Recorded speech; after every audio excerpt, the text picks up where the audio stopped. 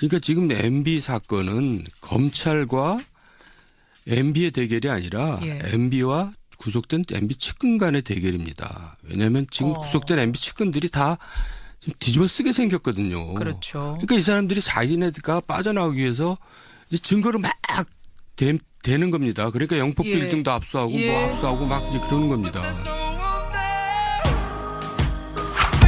검찰 소환 날짜가 정해졌습니다. 맞습니다. 예, 14일 오전 이명박 전 대통령 MB가 나옵니다. 우선 그 날짜로 정한 이유가 있을까? 경찰이 왜 14일을 택했을까? 택일했을까? 이제 김백준 전 기획관이 곧 소환됩니다. 날짜가 이제 14일 정도인 것 같아요.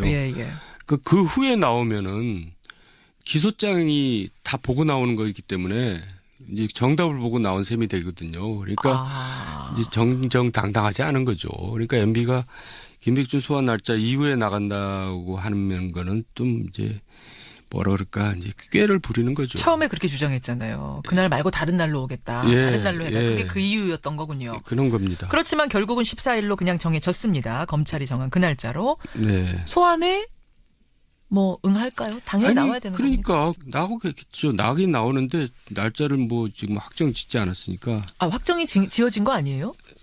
아니 아직 언제 나가겠다고 얘기는 안 했어요. 이거 받아들인 거 아닙니까? 아직도? 그렇군요. 끝까지 밀어보려고 할 거다. 14일이 아닌 날로. 지금 검찰은 준비를 다 마쳤을까요? 어떤 상태라고 보세요? 뭐 최대한 지금 했는데 제가 이렇게 보기에는 진술은 굉장히 많이 나와 있어요.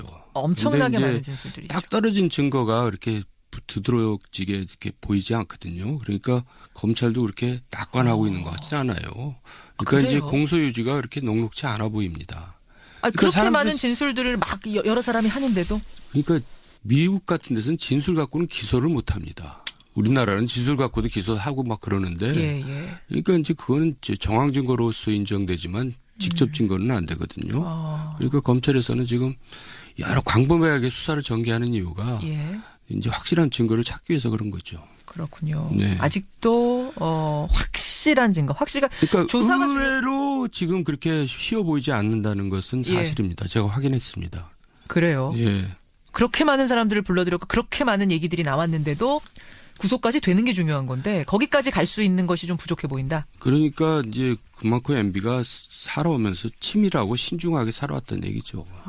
대단한 거죠. 근데 저는 그동안에 워낙 많은 측근들이 가서 증언들을 했고 다 자백을 했기 때문에 생각보다 그래도 흔적 많이 남겼네 이랬는데.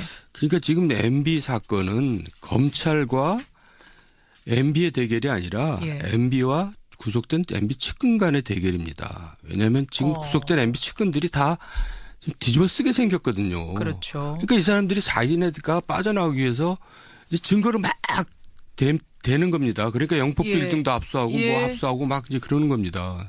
그러니까 이제 그 사람들이 배신을 때리는 게 아니라 그 사람 나름대로는 살기 위해서 이제 그렇게 하는 거죠. 그러니까 MB는 나는 모르는 일이다라고 한다는 것은 결국 밑에 사람한테 다 치우겠다는 거고 책임을 떠넘기는 거거든요. 그러니까 지금 형국이 박근혜 재판하고 이 차이가 좀 있습니다. 측근과 MB와의 대결. 이런 형국입니다. 측근과 MB가 한 편이 되고 검찰하고 대결하는 게 아니라 MB 측근과 MB의 대결 양상으로 지금 가고 있는 거다. 그렇습니다. 그렇기 때문에 측근들이 가서 막 쏟아내는 것이 우리가 볼 때는 저건 다 MB를 잡아넣을 수 있는 뭐 구속시킬 수 있는 거라고 생각할지 모르지만 그 간단한 문제가 아니단 말이죠. 네, 그렇습니다. 그렇군요. 그럼 MB 측이 지금 대책 마련에 고심하고 있다라는 얘기를 들었는데 어떤 논의들을 하고 있을까요? 그게 그런 얘기죠. 그러니까 이제 어떻게 하면 다 이제 MB도 저 주변에 있는 변호사들이 이제 그걸 감지를 하고 있을 거거든요. 검찰이 이렇게 곤혹스러워한다는 것을. 그러니까 어떻게든지 빠져나가려고 이제 지금 그 궁리를 하고 있겠죠. 지금 그 곤혹스러워하고 있다는 건 예를 들면 어떤 면이 그렇게 안 맞아서 곤혹스러운 거예요? 예를 들자면. 그러니까 그 광범위하게 수사를 전개한다는 게 그걸 반증입니다. 지금 이것저것 다 턴다는 너무 게. 무리해 보이거든요. 검찰이. 그거는 이제 MB를 뭐 크게 엮어넣기 위해서 한다기보다도 뭔가 지금 조급한 거죠. 결정적인 한 방이 안 나오기 때문에 지금 이것저것을 다 해볼 수 없는 거다라고 그 반증이라고 보시는 거예요. 예를 들어 박영준 전 차관 같은 경우는 소환에 응하지 않고 있거든요. 그러니까 박영준이 이제 뭐 키맨이라고 검찰에서는 또 보는 모양인데. 왕차관. 예, 왕차관. 왕차관이 나와서 이제 뭐 예를 들어서 구속이 될 상황에 된다 그러면 이제 MB는 굉장히 어려워지겠죠. 거기가 많은 게 많으니까. 거기가 실제로 한 일이 많으니까. 아하. 예, 그러니까 어떻게든지 MB는 왕차관이 안 나가게 아마 무슨 잡고 있을 거다. 잡고 있을 거다. 그렇군요. 예. 뭘 가지고 있을까요? 거기가 워낙 거기가 많이 키맨이라고. 일을 많이 했기 때문에 MB하고 저 형님 사이에서. 말하자면 김백준 집사라고 불리던 김백준 씨나 뭐 김희중 비서관 이런 사람들하고 또 다른 차원의 네, 뭔가 거기는 이제 무슨 일을 꾸미고 집행하는 일을 많이 했거든요. 누가요? 왕차관이요? 예. 아하. 그러니까 돈을 쓰는 쪽에 일을 많이 했겠죠. 예. 훨씬 더 키맨일 것이다. 잡고 있을 거다. 예. 왕차관을 잡고 있을 거다. 못 예. 나가게. 예. 검찰이 그럼 안 나온다고 버티면 못 부르는 거예요? 끝까지? 아니, 그러니까 MB가 나가기 전까지 이제 자취를 감추게 만드는 거죠. 그러니까 이제 거구나. 나가더라도 MB가 나간 후에 나가게. 그러니까 MB로부터 이제 MB가 나갔다 오면은 뭔가 검찰이 이제 핵심을 알 거 아닙니까? 예. 그럼 박용진한테 전해가지고 이렇게 좀 해라. 이제 서로 아직까지는 공조 체제가 이루어지고 있다고 봐야죠. 그런 거군요. 예. 그리고 MB를 2번 부르기는 사실 어려울 테니까. 예. 한 번 부르고 끝날 가능성이 지금으로선 크죠. 그렇기 예. 때문에 예. MB 소환 이후로 어떻게든지 밀어보려고 지금 그런 것 잠적한 같아요. 거다. 예. 이런 말씀. 자, 14일 날 소환이 돼서 어쨌든 조사를 받고 나면 그러면 구속이라고 지금 장담할 수는 없는 거군요. 구속을 안 시킬 수는 없죠. 불러놓고. 왜냐하면 또 박근혜 전 대통령과의 형평성도 있고 예. 또 국민 감정도 있고 그런 건데 근데 이제 구속했다가 만약에 기각되면 정말 검찰로서는 재앙이거든요. 그러니까 저렇게 이제 날짜를 미루고 그러다가 이제 뒤늦게 저렇게 소환을 하는 거고. 그러면 어쨌든 소환 날짜 정했다는 거 보면은 그럼 뭐 한 방을 잡긴 잡은 거 아니에요? 이제 더 이상 미룰 수는 또 없죠. 뭐 없으니까. 예.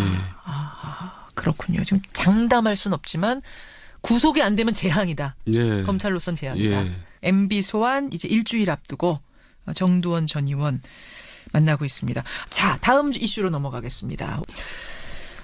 뭐 박수현 전 대변인하고 일부에서 인터뷰도 했습니다만 지금 네. 안희정 전 충남지사의 성폭력 의혹, 물론 아직까지는 의혹이라고 해야 됩니다. 이게 뭐 확정을 경찰에서 지어준 건 아니기 때문에 네. 정치권을 지금 쓸고 지나가고 있는데 어떻게 보고 계세요, 이 상황들? 아유, 저도 충격이죠. 그리고 일단 대권 구도 자체를 바꿔놓은 셈이에요. 그렇죠. 왜냐하면 유력한 대권 주자였잖아요. 그렇죠. 그리고 또 우리 사회에 정말 이번에야말로 미투 운동이 그냥 녹록지 않고 쓰나미처럼 몰려오는구나. 그런 걸 이제 느끼고 저도 오싹합니다. 왜 오싹하세요? 아니 너무나 충격적이기 때문에. 그러니까 안희정 충남지사는 국민들이 이제 다 잊어버렸지만은 과거에 노무현 정부 때 시작할 때 불법 정치 자금을 수수해가지고 형을 사는 사람이거든요. 그렇죠. 근데 사람들이 다 잊어버리고 이제 이 사람이 대권 주자까지 됐어요. 그만큼 이 사람이 많은 노력을 했다는 거죠. 정말 각고의 노력을 해서 그런 이미지를 불식시키고 지도자 반열에 오를 정도면 저는 대단한 겁니다. 예. 그래서 이 친구 정말 대단한 친구구나 이렇게 생각했는데 이렇게 추락할 줄은 몰랐죠. 한편으로는 아까운 겁니다. 지도자 하나 잃었다는 것이. 왜 그런 판단을 했는가 지금 생각하면 왜 그런 어리석은 판단을 했는가 이런 생각. 어리석은 판단 아니라 자기 통제를 못한 거죠. 자기 통제를 못한 거다. 어떻게 보면 질병입니다. 질병이에요? 현대의 질병이죠. 그래요. 질병이다. 이게 이제 지방선거까지 영향을 줄 건가? 일단 뭐 대권은 대권이고 지방선거까지 영향을 줄 건가? 어떻게 생각하세요? 6월 지방선거. 근데 이게 쓰나미처럼 정치권을 덮쳤기 때문에 이게 어디로 튈지 모릅니다. 그래요. 이거 꼭 무슨 여당에도만 튄 게 아니라 야당에도 튈 수 있고 벌써 야당에 뭐 하나 나왔잖아요. 전직이지만은. 예, 나왔더라고요. 그러니까 이거는 여야를 불문하고 지금 어디로 튈지 모르기 때문에 뭐 지방선거에 어떤 영향을 미칠지 그거는 좀 알 수가 없죠. 아니, 100일 정도가 남았기 때문에 그 사이에 다 잊어버릴 거다라고 보시는 분이 있는가 하면 아니다. 그때까지 계속 이어질 거다. 그래서 영향 줄 거다라고 이게 약간 팽팽한 상황인데 정 의원은 지금 저 미투 운동은 시작이죠. 시작입니까? 정치권 기준으로 봤을 때 시작입니까? 네, 시작. 아니 사회 전체로도 시작이고 또 이제 선거 때 되면 이걸 이슈로 만들죠. 상대 후보들은. 만약에 이제 상대 정당을 서로 이제 털어요. 물고 뜯고 늘어지겠죠. 털고. 상대 후보가 뭐 관련된 거 없는지. 이런 양상으로 갈 거다. 절대 잠잠해지긴 어려울 거다 이렇게 보시는 거예요. 지금 이제 안희정 전 지사가 하여튼 거기에 안희정 전 지사의 문제가 있고 정몽주 전 의원은 서울시장 출마를 준비하고 선언하려던 날 네. 한 여성이 나타났습니다. 성추행 당했다. 그 후로 이제 입장 발표를 미루고 있는 상황인데 서울시장 판도는 어떻게 돌아갈까요? 서울시장 판도도 사실 정몽주 의원이 다크호스로 등장한 건데. 그랬죠. 뭐 현직한테 유리하게 이제 돌아가는 거겠죠. 어쨌든. 근데 이게 서울시뿐만 아니라 다른 광역단체 또 지자체장들도 스스로 이제 출마를 포기하는 사례가 많이 나올 겁니다. 은근슬쩍. 아, 다른 이제 뭐 핑계는 되겠지만 예. 찔리는 사람들은 스스로 포기할 수밖에 없다. 그러겠죠. 혹은 뭐 이 공개적으로 여성이 얘기하기 전에 물밑으로 접촉할 수 있잖아요. 사과하십시오라든지 당신 이런 일이 있었던 거 기억하시 뭐 이런 식이 나면은 스스로 포기할 거다. 이 와중에 또 뭐 돈들을 많이 쓰겠죠. 합의. 예. 우와, 저는 오싹하네요. 그런 얘기 들으니. 현실이죠. 현실입니까? 네. 야, 아니 정치권에서는 이런 미투 운동 번지기 전부터 이런 얘기들 수근수근 좀 있었어요. 저도 회관했을 때 뭐 그런 이제 카더라 통신들이 많이 오고 갔는데 뭐 그냥 한 귀로 듣고 한 귀로 흘렀죠. 근데 국회의원 그 보좌관들의 대나무 숲 익명 게시판은 지금 이런 얘기들 많이 올라온대요. 익명으로. 그렇다고 그러더라고요. 그러니까 지금 이제 출마를 생각했던 사람들도 포기하는 사람들이 속출하겠죠. 아까 안희정 전 지사한테 질병이라고 그러셨는데 현대인의 질병을 앓고 있었던 거 아니냐. 아니 안희정 지사의 경우를 보면은 이해가 안 가서 하는 얘기입니다. 어떻게 그렇게까지 노력을 해서 거기까지 온 사람이 그렇게 추락할 수 있냐 이거죠. 그러니까 자기 통제가 도저히 안 된 겁니다. 뭐 스트레스가 과도해서 그랬는지 어쩐지 모르지만.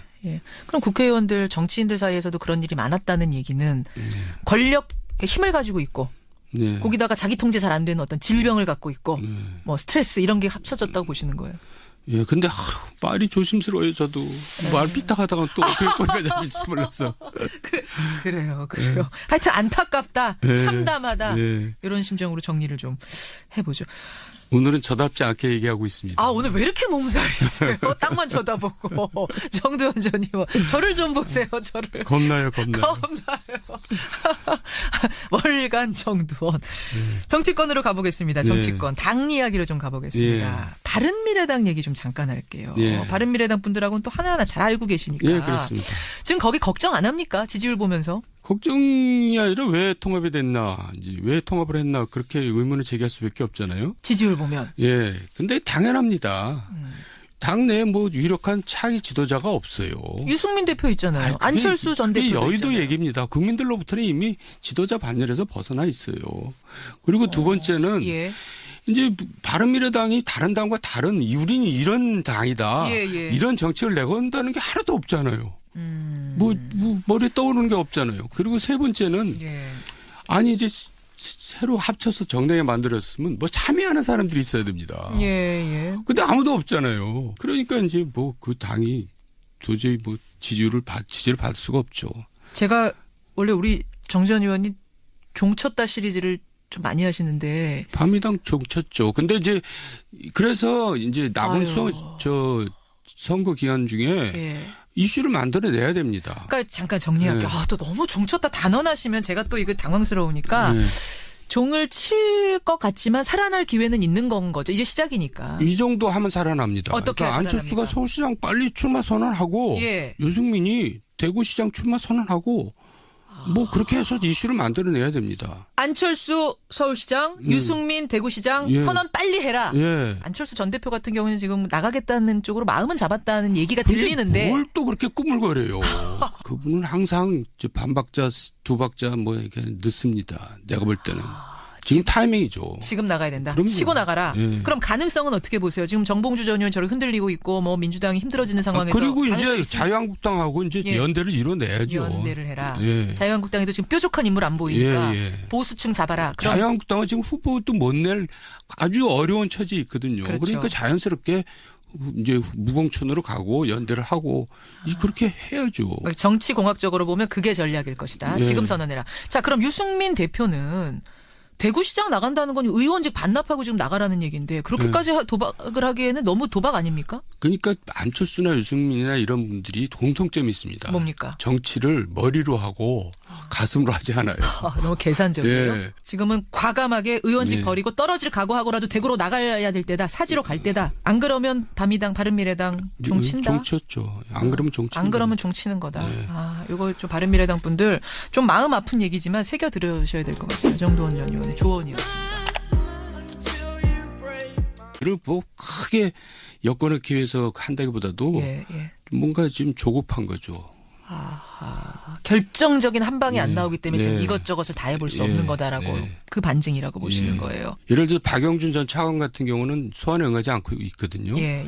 그러니까 박영준이 이제 뭐 키맨이라고 검찰에서는 또 보는 모양인데. 왕차관. 예, 왕차관. 왕차관이 나와서 이제 뭐 예를 들어서 구속게 될 상황에 된다 그러면 이제 MB는 굉장히 어려워지겠죠. 거기가 많은 게 많으니까. 거기가 실제로 한 일이 많으니까. 아하. 예, 그러니까 어떻게든지 MB는 왕차관이 안 나가게 아마 무슨 잡고 있을 거다. 잡고 있을 거다. 그렇군요. 예. 뭘 가지고 있을까요? 거기가 워낙 거기가 많이 키맨이라고. 일을 많이 했기 때문에 MB하고 저 형님 사이에서. 말하자면 김백준 집사라고 불리던 김백준 씨나 뭐 김희중 비서관 이런 사람들하고 또 다른 차원의 네, 뭔가 거기는 이제 무슨 일을 꾸미고 집행하는 일을 많이 했거든요. 누가요? 왕차관이요? 예. 아하. 그러니까 훨씬 돈을 쓰는 쪽에 일을 많이 했겠죠. 예. 훨씬 더 키맨일 것이다.